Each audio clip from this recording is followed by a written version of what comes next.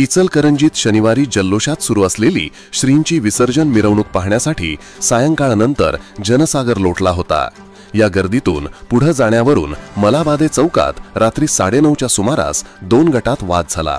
शब्दाला शब्द वाढत गेल्यानं 2 गटात हाणामारी झाली आणि एकमेकांच्या अंगावर धावून जात एका युवकाचा शर्ट फाटेपर्यंत मारहाण केली।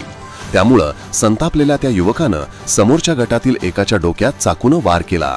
हा वार वर्मी बसल्यानं तो जमिनीवर कोसळला।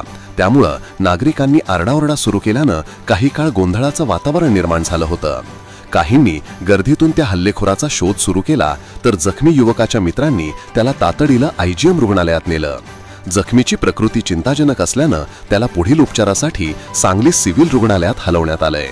विशेष म्हणजे घटना घडलेल्या चौकात बंदोबस्तासाठी पोलीस उपस्थित होते, मात्र त्यांना घटनेची माहितीच नव्हती आणि शनिवारी रात्री घडलेल्या या घटनेची आजही गावभाग पोलीस ठाण्यात नोंद झाली नाही। त्यामुळे सुरक्षेवर प्रश्नचिन्ह उपस्थित होत आहे। Hey there. Subscribe to my channel and also press this bell icon.